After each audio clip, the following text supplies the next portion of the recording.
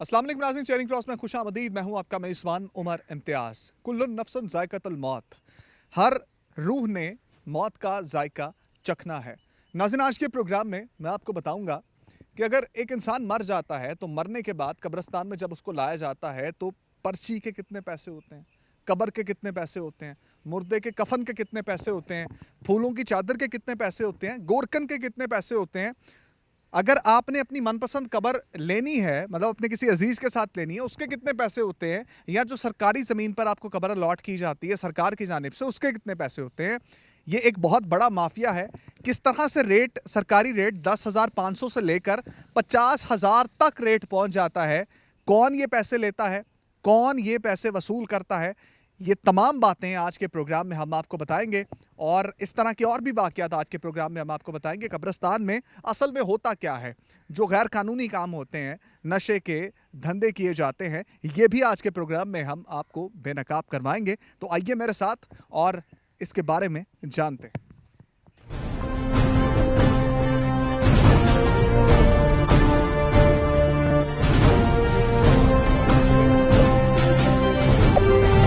नाज़रीन, इस वक्त हमारे साथ म्यानी साहब कब्रिस्तान के एडमिन ऑफिसर मौजूद हैं। बशीर अहमद साहब इनका नाम है। इनसे जानते हैं, इनसे बात करते हैं। ये जो पीछे बोर्ड लगा हुआ है जिस पे लिखा हुआ है पर्ची बराए पुख्ता खाता मुबलिक 1,000 रुपये, उसके बाद पर्ची बराए कच्चा खाता मुबलिक 250 रुपये। उसके अलावा यहाँ पे और भी बहुत सी चीज़ें लिखी हुई हैं। वन बाय वन उनसे पूछते हैं। सर, पहले मुझे ये बताइए, पहले तो अस्सलाम वालेकुम। वालेकुम सलाम। वालेकुम। मुझे अब ये बताइए कि पर्ची बराए पुख्ता खाता 1,000 रुपये इसका रेट है, ये क्या है, और कच्चा खाता ये इसमें फ़र्क क्या है? अच्छा, ये जो पुख्ता खाता है इसके बारे में है कि जो कब्र की खुदाई करते हैं, गड्ढा खोदते हैं, उसको गड्ढा खोद कर उसके अंदर जो ईंटें लगाते हैं उसको कहते हैं पुख्ता खाता।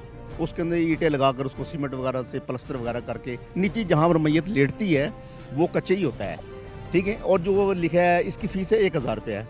हम सिर्फ जगह का 1,000 रुपये लेते हैं, बाकी 9,500 रुपये उजरत बीमा मटीरियल के लगता है। ये है 4 इंच दीवार के साथ। अगर जो कोई कहे कि हमने 5 स्लैबों का बनाना है या 9 इंच की दीवारें करनी है, ये तो 4 इंच का ना 9,500। अगर जो उन्होंने कहा कि 9 इंच की करनी है तो उसका रेट 2-4 हज़ार 5,000 रुपया वो एक्स्ट्रा वो ले लेते हैं। गोरकन ले लेते हैं या सरकार के रेट में? हमारा कुछ नहीं है, सरकार तो सिर्फ 1,000 रुपये लेता है।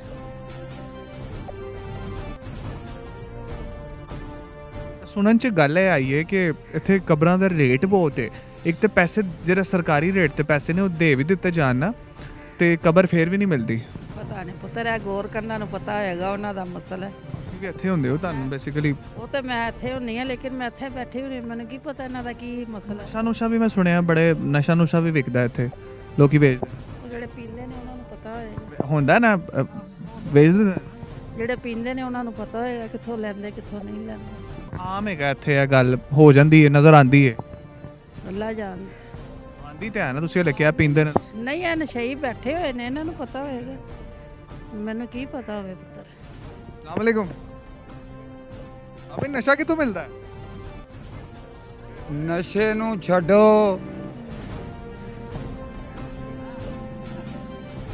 ਸੁਬਾਹ ਉੱਠਦੇ ਆ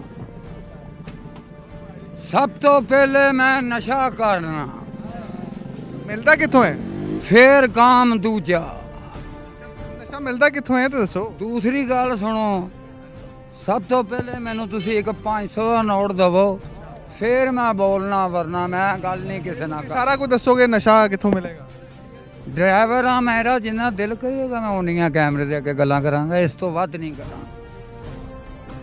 ਦਫ਼ਤਰ ਵਾਲਿਆਂ ਨੂੰ ਪਤਾ ਕਰੋ ਜਾਂ ਗੌਰ ਕੰਦਾਂ ਨੂੰ, ਅਸੀਂ ਤਾਂ नहीं ना, साढ़े लिए फिर पुलिस मुसीबत बन जाती है। इनके लिए पुलिस मुसीबत बन जाती है, इसलिए जो है वो नहीं बोल रहे। बता सब कुछ गए हैं, मासूम आदमी थे, लेकिन पुलिस इनके लिए मुसीबत बनती है। इस वजह से जो है बोलने को तैयार नहीं है। दिन रात ये लोग यहाँ पे रहते हैं और सारे मामला देखते हैं। तो चलें आगे और लोगों से बात करते हैं, जानते हैं। मुझे बताएं कि हमने सुना है कि कब्रिस्तान में कब्रें नहीं मिलती हैं, जगह नहीं मिलती है, जो रेट बाहर लिखा हुआ है उससे डबल ट्रिपल रेट लोगों से लिए जाते हैं, सही? जो दफ्तर वाले उनको चाहिए, इसका क्या सिलसिला है, मुझे कोई इस चाल में, इस बात में मुझे कोई मालूम नहीं है।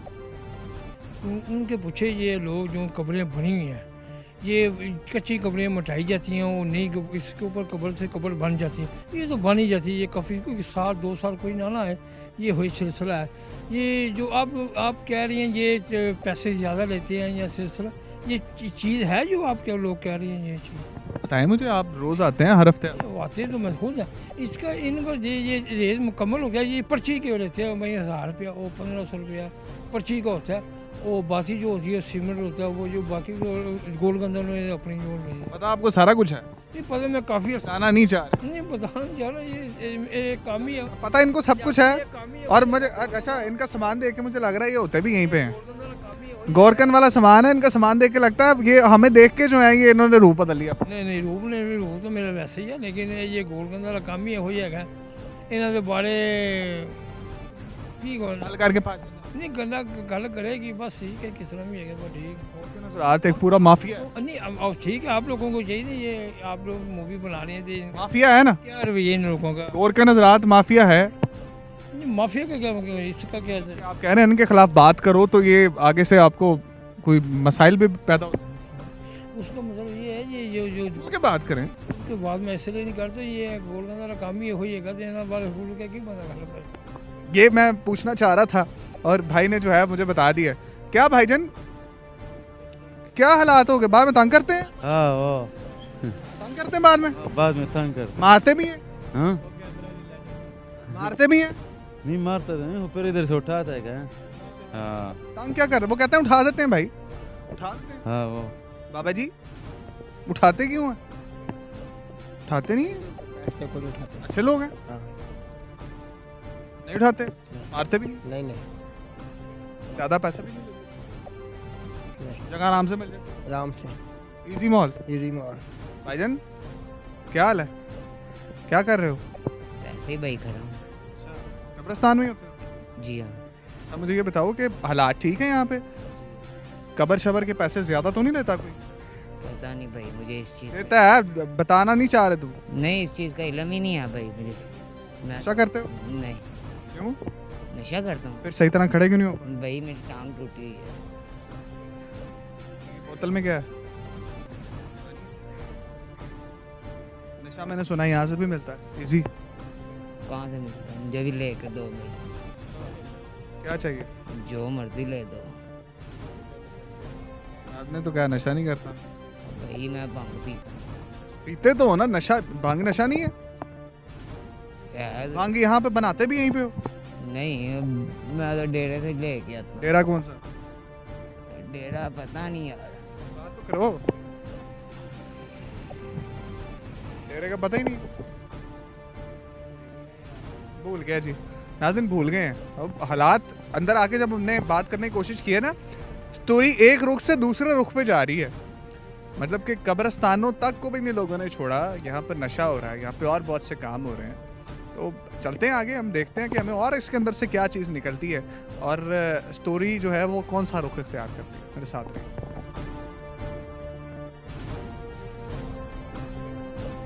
बाबा जी क्या हाल है आपका? ठीक ठाक बाबा जी कितने अरसे से यहाँ पर मौजूद हैं? ऐसे हो गए ना 3 साल। कितने साल? 3 साल 3 साल तो पहले कितने होंगे?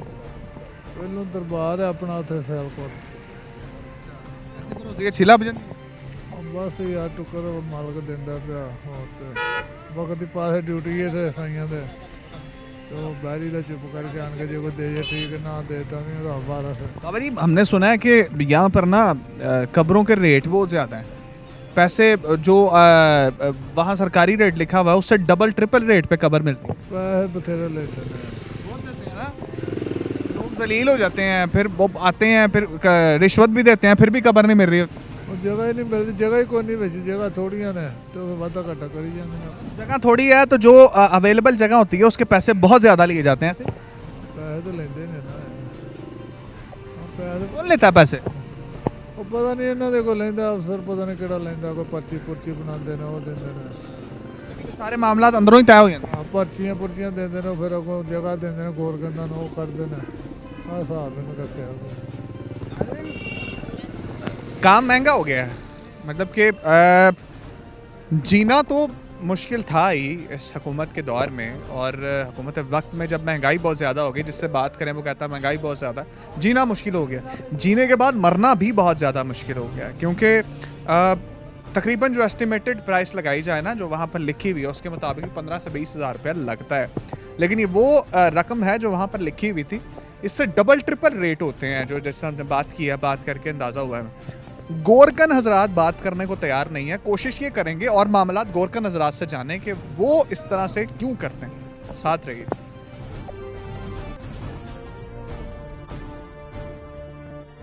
आप गोरकन है कि मजदूर हैं? नहीं रहा वो, अब बात तो करें थोड़ी सी। अच्छा, मुझे बस वीडियो के बगैर ये बता दें कि कितने पैसे होते हैं लिपाई के?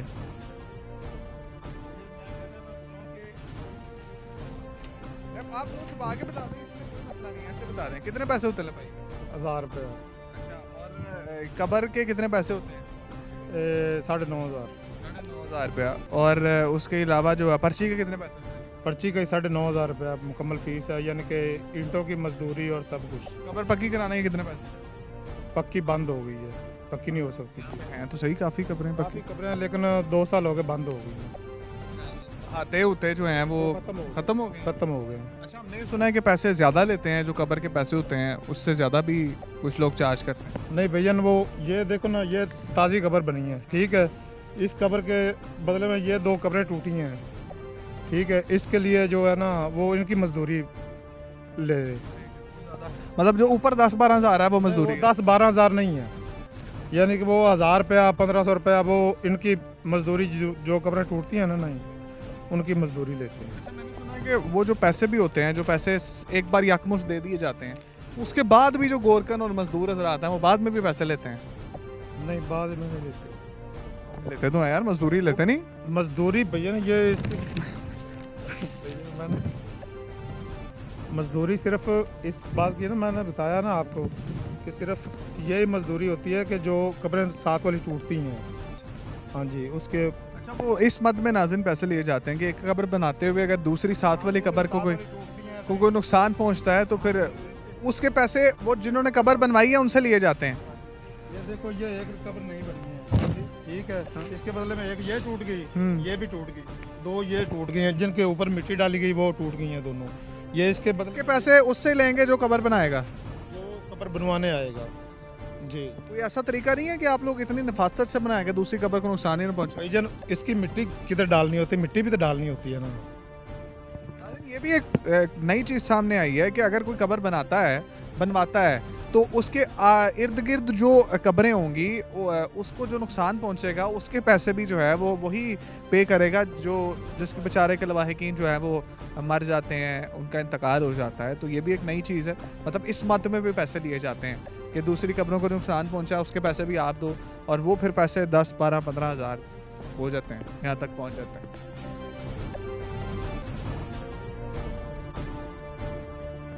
बेटा क्या करते हो आप? फिर सफाई करते। तो फिर जो लोग आते हैं वो आके आपको पैसे देते हैं? जी। रिहाइश की तरह आप ये आ गया। आगे इधर कब्रिस्तान में ही रहते हैं? अच्छा, आपके वालिद साहब गोरकन है? जी नहीं, टोलो वाले। अच्छा, ढोलों वाले हैं वो, मतलब यहाँ पे ढोल बजाते हैं, और मतलब कोई इवेंट वगैरह हो, मेले पे हो? जी। अच्छा, मुझे ये बताओ कि कितने साल के? 12 साल। स्कूल जाते हो? नहीं, स्कूल क्यों नहीं जाते? पहले जाता था। अब नहीं जाते? कितने पैसे कमा लेते हो सफाई करके? कमा लेता 1000 रोज का?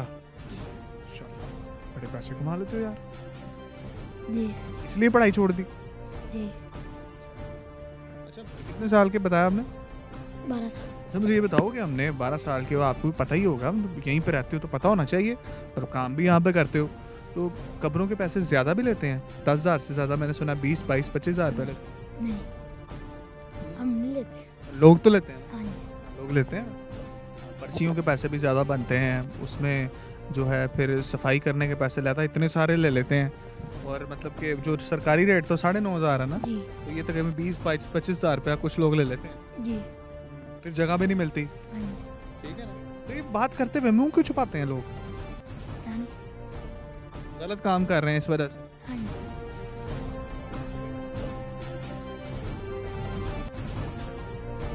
नाज़रीन, बयानी साहब कब्रिस्तान में हम जिस जगह पर मौजूद हैं यहाँ पर हमें पता लगा है कि ये यहाँ पर कब्रों के ऊपर कोई दूसरे नाम नहीं लिखे होते, बल्कि इंतज़ामिया बयानी साहब बॉडी नंबर के लिहाज से कुछ लिखा होता है और यहाँ पर लावारिस जो मैयतें होती हैं उनको जो है दफनाया जाता है। मेरा कैमरामैन आपको दिखा रहा होगा, ये अब मनाजिर आप देख सकते हैं, दूर दूर तक जो कब्रों के ऊपर जो लिखा नज़र आ रहा है इंतज़ामिया बयानी साहब body number 110-15, body number 110-16, body number 109-15, कुछ इस तरह से इनके नंबर हैं जो उनको असाइन किए जाते हैं।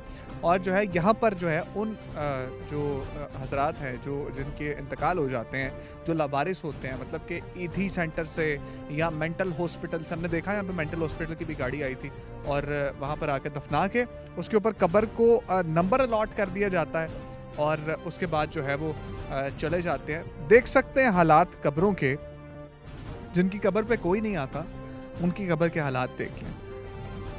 कब्रें टूटी हुई हैं, कोई लिपाई नहीं है। इन कब्रों की देखभाल इंतज़ामिया ने करनी है और इंतज़ामिया के अहवाल और हाल आप देख सकते हैं कि क्या मामला आता है इन कब्रों का।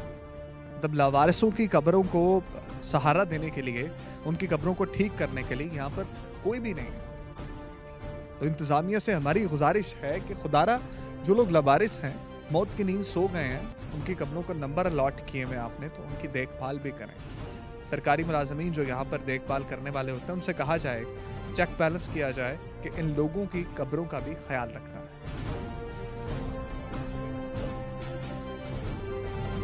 नाज़रीन, कब्रों के ऊपर जो तख्तियाँ लगती हैं, कब्रिस्तान के बिल्कुल सामने दुकानें भी मौजूद हैं और हमने इनसे जानते हैं कि कब्र के ऊपर जो तख्ती लगती है उसका रेट क्या है और लोग किस तरह की तख्तियाँ बनाना पसंद करते हैं और बनवाते हैं। अस्सलाम वालेकुम सर।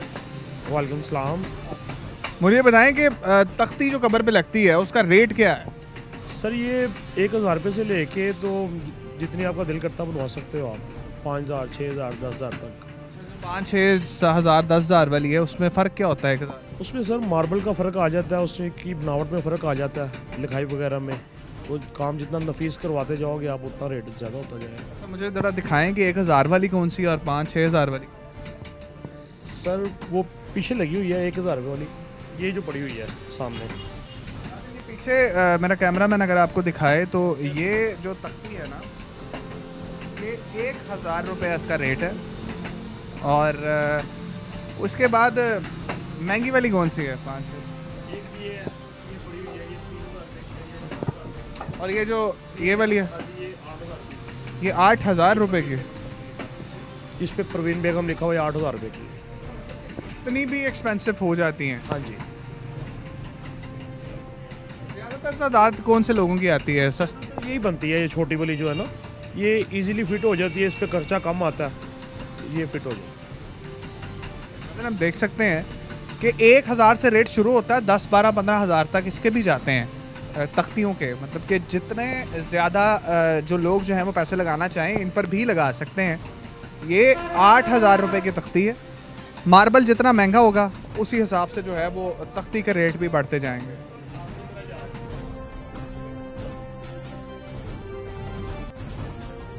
नाज़रीन, एक गोरकन हमारे साथ बाबा जी मौजूद हैं और काफ़ी अरसे से बयानी साहब कब्रिस्तान में जो है वो अपना काम कर रहे हैं। इनसे जानते हैं जो मामला हमने बाहर देखे हैं कि आया कि वो इसी तरह से होता है या कुछ उसमें फ़र्क है। बाबा अस्सलाम वालेकुम। बाबा मुझे ये बताएं कि कब्र का रेट क्या है? 10,500। पर्ची का रेट? वो 10,500 दफ्तर जमा होंगे, दफ्तर पैसे मिलते हैं सर। 10,500 जगह आराम से मिल जाती है? हाँ जी, जगह कितने होंगी, किसी नहीं होंगी, अपनियां होंगी जगह उन्होंने उत्थे दफन हो अपनी तो बंद आते बंद नहीं हो गए? उन्नी जगह है ना जी, जड़े हाथे डिगे उन्होंने हाथों च हो गए।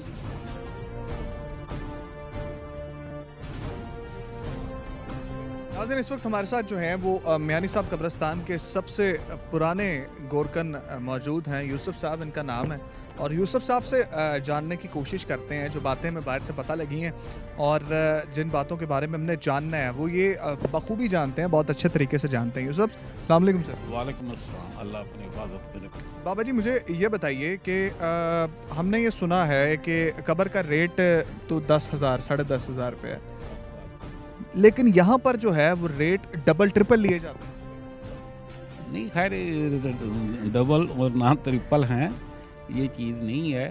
चीज़ तो असल यही है कि 10,500 रुपये गवर्नमेंट कमेटी लेती है।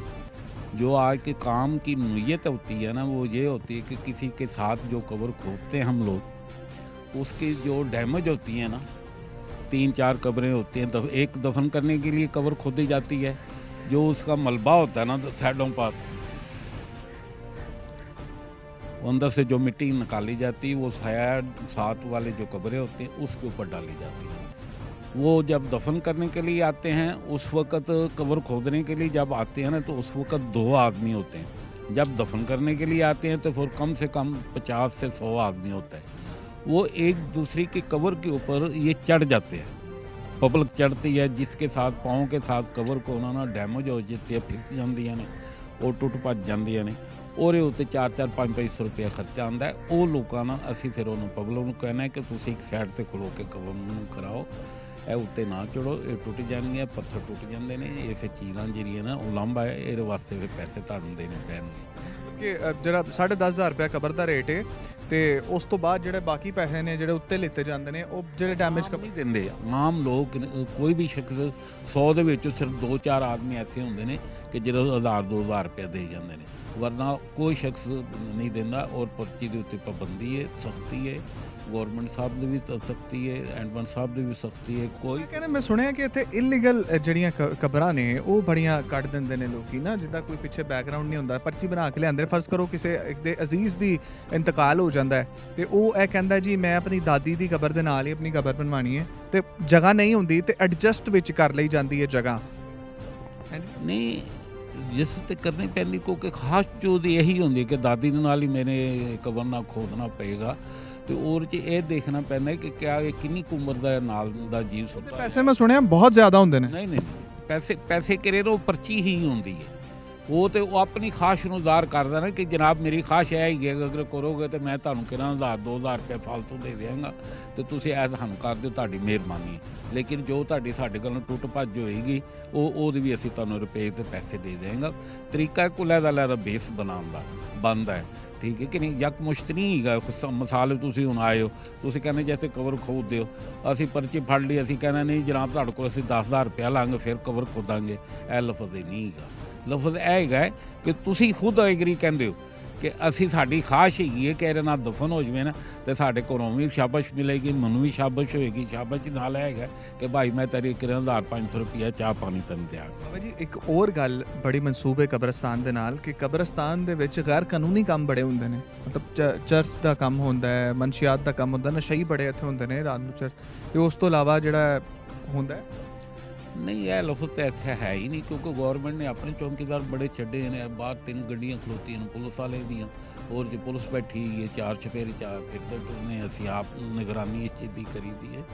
ਨਾ ਇੱਥੇ ਚਰਸ ਵੇਚਦਾ ਹੈ, ਨਾ ਕੋਈ ਐਸਾ ਨਾ ਸਾਡੇ ਸਮਝ 'ਚ ਆਉਂਦਾ ਹੈ। 5 ਮਰਬੇ ਜ਼ਮੀਨ ਏਡੀ ਵੱਡੀ ਦੇ ਵਿੱਚ ਬੰਦੇ ਦਾ ਪਤਾ ਲੱਗ ਜਾਂਦਾ, ਜਿਵੇਂ ਮੈਂ ਬੈਠਾ ਹਾਂ ਤਾਂ ਮੈਨੂੰ ਕਹਿ ਸਕਦੇ ਨੇ ਉਹ ਯੂਸਫ ਚਰਸ ਵੇਚਦਾ, ਐਸਾ ਲਫ਼ਜ਼ ਇੱਥੇ ਬਿਲਕੁਲ ਨਹੀਂ। ਅੱਛਾ ਇੱਕ ਹੋਰ ਚੀਜ਼ ਬੜੀ ਮਨਸੂਬ ਹੈ ਤੇ ਉਹ ਤੇ ਹੋਈ ਵੀ ਹੈ, ਵੇਖੀ ਵੀ ਜਾਂਦੀ ਹੈ ਕਿ ਕਬਰਸਤਾਨਾਂ ਨੂੰ ਨਾ ਜਾਦੂ ਟੂਨੇ ਕਰਨ ਦਾ ਜਿਹੜਾ ਨਾ ਇੱਕ ਜ਼ਰੀਆ ਬਣਾ ਲਿੱਤਾ ਜਾਂਦਾ। ਕਹਿੰਦੇ ਨੇ ਇੱਥੇ ਜੋ ਇਲਮ ਕੀਤਾ ਜਾਂਦਾ ਹੈ, ਇੱਥੇ ਜੋ ਇਲਮ ਪੜ੍ਹਿਆ ਜਾਂਦਾ ਹੈ, ਬੜੀ ਜਿਹੜੀ ਇਹ ਚੀਜ਼ ਰੱਖਦਾ ਹੈ। ਕਬਰਾਂ ਨੂੰ ਕੁਸ਼ਾਦਾ ਕਰ ਦਿੱਤਾ ਜਾਂਦਾ ਹੈ, ਖੋਦ ਕੇ ਜਿਹੜਾ ਉੱਥੇ ਇਲਮ ਪੜ੍ਹਿਆ ਜਾਂਦਾ ਹੈ। ਇੱਥੇ ਤੁਸੀਂ ਆਪਣੇ ਪਿੱਛੇ ਵੀ ਇੱਧਰ ਉੱਧਰ ਵੇਖ ਲਓ, ਦਰਖਤਾਂ ਦੇ ਨਾਲ ਜਿਹੜੇ ਨੇ ਤਵੀਜ਼ ਟੰਗੇ ਹੁੰਦੇ ਨੇ, ਬਾਕਾਇਦਾ ਕਿਲ ਠੋਕੇ ਹੁੰਦੇ ਨੇ ਕਬਰਾਂ ਦੇ ਅੰਦਰ। ਨਹੀਂ ਜਿਹੜੀ ਖਿਲਾਕਸ਼ੀ ਵਾਲਾ ਸਿਲਸਿਲਾ ਹੈਗਾ ਨਾ ਉਹ ਇੱਥੇ ਬਿਲਕੁਲ ਨਹੀਂ ਹੈਗਾ ਕਿਉਂਕਿ ਇੱਥੇ ਹੈਗਾ ਕੁਰਾਨ ਪਾਕ ਸਾਰਾ ਲਿਖਿਆ। ਜਿੱਥੇ ਕੁਰਾਨ ਪਾਕ ਲਿਖਿਆ ਹੋਵੇ, ਚਾਰੇ ਕੁਲ ਲਿਖੇ ਹੋਣ, ਐਤੁਲ ਕੁਰਸੀ ਲਿਖੀ ਹੋਵੇ ਨਾ, ਉੱਥੇ ਇਹ ਚੀਜ਼ਾਂ ਨਹੀਂ ਪਾਈਆਂ ਜਾਂਦੀਆਂ। ਹਾਂ ਕ੍ਰਿਸਚਨ ਕਬਰਸਤਾਨ ਦੇ ਵਿੱਚ ਹੋ ਸਕਦਾ ਹੈ ਉੱਥੇ ਹੁੰਦਾ ਹੋਵੇ, लेकिन अहले सुन्नत जमात का कब्रस्तान है, अल्लाह के नेक वलियां का कब्रस्तान है। बड़े बड़े गाजी नमदीन शहीद का है, हज़रत तारबंदी साहब ने, बाबा हज़रत बाबा निज़ाम शाह, सैयद चिराग अली साहब ने, अल्लाह के बजुर्ग, अल्लाह के वली बड़े बड़े इत्थे सुते ने। ये चीज़ां नहीं पाई जांदियां। ਇਹ ਜਿਹੜੇ ਤਵੀਜ਼ ਟੰਗੇ ਨੇ ਨਾ, ਇਹ ਲੋਕਾਂ ਨੂੰ ਇਸ ਚੀਜ਼ ਦਾ ਇਲਮ ਹੀ ਨਹੀਂ ਹੈਗਾ ਕਿ ਇਹ ਇੱਥੇ ਚੱਲੇਗਾ ਕਿ ਨਹੀਂ ਚੱਲੇਗਾ, ਸਮਝੋ ਕਿ ਨਹੀਂ। ਇਹ ਜੀ ਚੀਜ਼ਾਂ ਹੈਗੀਆਂ ਨੇ ਇਲਮ ਦੀ ਰੋਸ਼ਨੀ 'ਚ ਤਵੀਜ਼ ਧਾਗਾ ਸਾਰਾ ਕਬਰਸਤਾਨ ਈਸਾਈਆਂ ਦੇ ਸ਼ਾਮਲ ਹੈਗਾ। ਅਹਿਲੇ ਸੁਨਨਤ ਜਮਾਤ ਇਹਨੂੰ ਮੰਨਦਾ ਹੀ ਨਹੀਂ, ਨਾ ਦੇਖਿਆ ਜਾਂਦਾ ਨਾ ਹੈ। ਇਹ ਸਾਡਾ ਐਡਾ ਵੱਡਾ ਮੇਰੇ ਕੋਲ ਇਲਾਕਾ ਹੈਗਾ, ਮੈਂ ਇੱਕ ਵੀ ਨਹੀਂ ਦੇਖਦਾ ਪਿਆ ਇੱਥੇ ਤਵੀਜ਼ ਹੈਗਾ ਕਿ ਨਹੀਂ ਹੈਗਾ। ਅਸੀਂ ਸਭ ਤੋਂ ਪਹਿਲੇ ਬਿਸਮਿਲ੍ਲਾ ਸੁਬਹ 5 ਵਜੇ ਆਈਦਾ और 1 ਵਜੇ ਤੱਕ ਮੈਂ ਮੁਕਤਵਤ ਰਹਿਣਾ, ਫਿਰ ਮਗਰਬ ਦੀ ਨਮਾਜ਼ ਪੜ੍ਹ ਕੇ ਇੱਥੋਂ ਜਾਣਾ ਔਰ 24 ਘੰਟੇ ਇੱਥੇ ਬੈਠੇ ਰਹਿਣਾ। ਰਾਤ ਦੇ 1 ਵਜੇ ਤੱਕ ਬਹਿਣਾ ਪੈਂਦਾ ਤੇ ਬੈਠੀ ਦਾ ਸਾਈਲ ਦੀ ਮਰਜ਼ੀ ਦੇ ਮੁਤਾਬਕ ਕੰਮ ਦੀ ਹੋ ਜਾਂਦਾ ਤੇ ਕਦੀ ਵੀ ਨਹੀਂ ਐਸਾ ਦੇਖਿਆ। नाज़रीन, जनाज़गाह के बाहर हम मौजूद हैं और इनसे जानते हैं, ये बाबा जी एक हमारे साथ मौजूद हैं, फूलों का काम करते हैं। इनसे जानते हैं कि जो एक मरने के बाद जो है कफन दफन के लिए किन चीज़ों की ज़रूरत होती है और उनके प्राइसेस क्या हैं, उनके रेट क्या हैं, किन रेट में जो है वो चीज़ें मिलती हैं। बाबा जी, किन किन चीज़ों की ज़रूरत होती है, लोग क्या चीज़ें खरीदते हैं कफन के साथ? ਮੁਸ਼ਕਪੂਰ ਅਤਰ ਗੇਰੀ ਸੰਦਲਪੂਰਾ ਰੋਈ ਦਾ ਪੈਕਟ ਹੁੰਦਾ, ਲੋਟਾ ਮਸਾਲਾ नाल कफन, ਨਾਲ ਕਫਨ ਫੁੱਲ ਵੀ ਜਲ ਲਾਈਨ ਦਾ ਜਿੱਦਾਂ ਨਹੀਂ ਜਗ੍ਹਾ फुल्लां दी चादर भी। हाँ। अच्छा, मैनू ये दसो हुण कि कफन किन्ने दा आंदा है? ਕਫਨ ਦੇ ਮੁxtਲਫ ਰੇਟ ਹੁੰਦੇ ਨੇ। दसो मुख्तलिफ रेट। 1200 ਦਾ ਵੀ ਹੈ, 1800 ਦਾ ਵੀ ਹੈ, 2200 ਦਾ ਵੀ ਹੈ। फर्क की है? ਹਾਂਜੀ ਫਰਕ ਕੀ? ਕੱਪੜੇ ਦਾ ਫਰਕ ਹੁੰਦਾ। ਹਾਂ सब तो महंगा कफन किन्ने दा है? ਉਹ ਚੇਅਰਮੈਨ ਲੱਠਾ ਹੁੰਦਾ, किन्ने दा? ਉਹ 2200 ਦਾ ਮਿਲਦਾ। ਨਾਲ ਸਮਾਨ ਸਮੂਨ ਪਾ ਕੇ 27-2800 ਰੁਪਏ ਤੇ अच्छा, नाल जेह्ड़े अतर उतर दी बोतल वगैरह ਆਹੋ 3000 रुपया बन। 3000 फुल्लां दी चादर दा की रेट? ਉਹ ਆਪਣੀ ਮਰਜ਼ੀ ਆ, ਗਾਹਕ ਦੀ 500 ਦੀ 700 ਦੀ 1000 ਦੀ ਜਿੰਨੇ ਦੀ ਕੇ ਬਣ ਜਾਂਦੀ ਹੈ। ਤੇ ਕੁੱਲ ਮਿਲਾ ਕੇ ਕੋਈ 5000 ਦਾ ਖਰਚਾ ਬਣ ਜਾਂਦਾ। ਉਹਨੇ 5 ਨਹੀਂ ਦਿੰਦਾ ਯਾਰ, 4000 ਦਾ? 4 ਵੀ ਕੋਈ 3000 2500 तक बन गया। 3-4 रुपए का 2,500 से 4,000 रुपए का खर्चा बन जाता है ये कफन दफन की चीज़ें जो हैं वो इकट्ठी करने का, ख़रीदने का। नाज़रीन, सरकार की फ़ीस सिर्फ 1,000 रुपया पर्ची की है। उसके बाद हमने बोर्ड पे आपको दिखाया कि 9,500 रुपये बजरी का रेट है, सीमेंट का रेट है, टाइलों का रेट है, फिर 1,000 रुपया उसके अंदर और डल जाता है। 10,600 के करीब कोई ये अमाउंट बनती है। उसके बाद के मामला तो आपके सामने है। कफन दफन का अहतमाम करते हैं तो चेयरमैन लट्ठा एक कपड़ा है, उसका कफन जो है वो 2200 से 2300 रुपये का मिलता है। उसके साथ अगर आप इतर की बोतल डालें, उसके बाद फूल वगैरह डालें तो ये खर्चा भी तकरीबन 3500-4000 का बन जाता है। उसके बाद मामला आता है अंदरूनी मामला जो गौरकर अंसरात के साथ होते हैं। कब्र के रेट किस तरह से बढ़ते हैं? बाहर तो रेट उतना ही है 10,500, उसके बाद 1000 रुपया, वो तकरीबन 12-13,000 रुपया बाहर देना पड़ता है। लेकिन अंदर आके मामला बदल जाते हैं कि अगर आप एक मुर्दे को दफनाने आए हैं ना, उसके साथ आपके साथ 20-22 लोग हैं, इर्द गिर्द की कब्रें आपने ख़राब की हैं, उसकी मद में हालांकि काम नहीं किया जाता वहाँ पर जो है, उसकी मद में उनसे तकरीबन कोई एक्स्ट्रा चार्जेस फ़ी कब्र 1,000-1,500 रुपया चार्ज किया जाता है कि आपने ये कब्रें ख़राब की हैं, आप इनका जो है वो लिपाई वगैरह के पैसे आप देंगे। तो ये ख़र्चा तकरीबन बन जाता है 35 से 40 हज़ार रुपये का। अगर मनपसंद कब्र आपने लेनी है, अपने किसी अजीज़ो अकारब के साथ आपने दफन होना है, तो उस कब्र के लिए भी आपको एक्स्ट्रा पैसे पे करना पड़ते हैं। अहाते का काम अभी भी चल रहा है, अहाते अभी भी फ़ाल हैं यहाँ पर। तो ये तमाम काम चल रहे हैं। माफिया जो है इसके ऊपर जो है वो अपने हाथ गर्म कर रहा है, जेबें गर्म कर रहा है। तो ये मामला चलते आ रहे। ये थे अहवाल एशिया के सबसे बड़े कब्रिस्तान के, और मामला हमने आपके सामने रखे हैं। अंदरूनी मामला हैं, फैसला आपने करना है कौन सही है कौन गलत। चेयरिंग क्रॉस के एक और एपिसोड के साथ आपकी खिदमत में हाजिर होंगे। इजाज़त दें, अल्लाह ने।